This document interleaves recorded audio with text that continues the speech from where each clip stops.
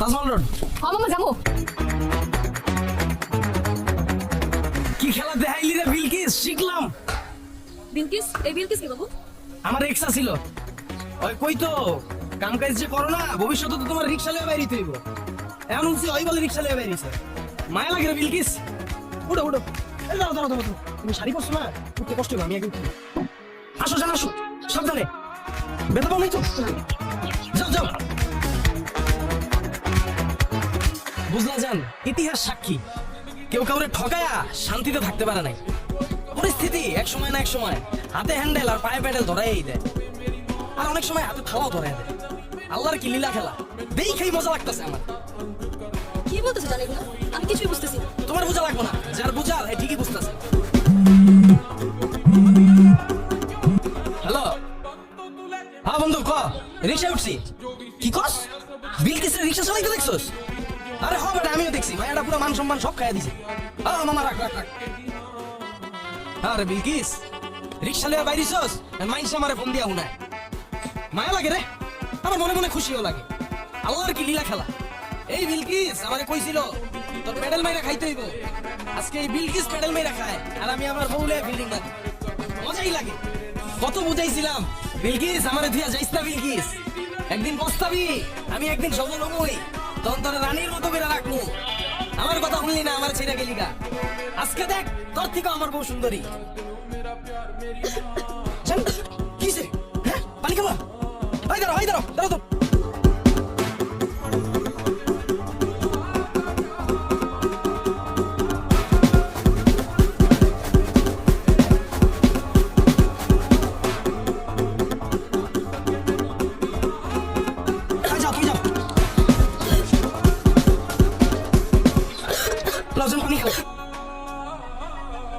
ঠিক আছে, হ্যাঁ জান, ঠিক আছে।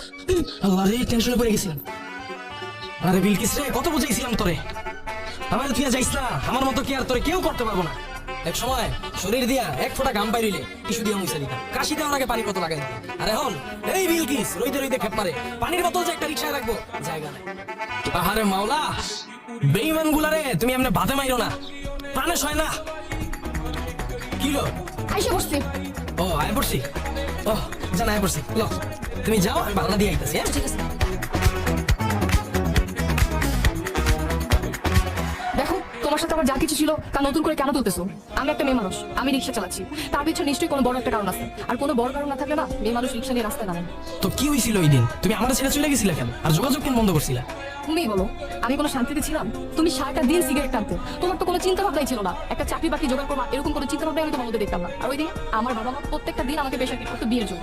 আমি তোকে কত কথা বলছি, কত বোঝানোর চেষ্টা করছি, তুমি কখনো আমার কথা শুনছো, আমার কথা বোঝার চেষ্টা করছো? আর কি বলো, আমি তোমাকে রিক্সা চালাতে বলছি। আমি তোমাকে কেন রিক্সা চালাতে বলছি? কারণ তুমি কোনো কাজকর্ম করতে না, তুমি কোনো কিছুতে সিরিয়াস ছিল না, এই জন্য আমি তোমাকে রিক্সা চালাতে বলছি। সবই ঠিক আছে, আমি বুঝলাম, তুমি আর কিছুদিন তো ওয়েট করতে পারতা, তাহলে তো আজকে তুমি রাজধানীর মতো থাকতা। তুমি সফল কেন হয়েছো জানো? আমার জন্য। আজকে আমি যদি তোমাকে ছেড়ে না চলে যেতাম তাহলে তুমি সফল হতে পারতা না। তার একটাই কারণ যে তুমি তোমার লাইফে কখনো সিরিয়াস ছিল না, আর সেটা আমি বুঝতে পেরেছিলাম। আমি জানতাম আমি যদি তোমার লাইফ থেকে চলে না যাই তুমি কিচ্ছু করতে পারবে না, তাই আমি তোমার লাইফ থেকে চলে গেছি। আর তাছাড়া আমার অন্য কোনো উপায় ছিল না, আমার বাবা মার পছন্দের ছেলেকে আমার বিয়ে করতে হয়েছে, তাই আমি আমার বাবা মার পছন্দের ছেলেকে বিয়ে করছি।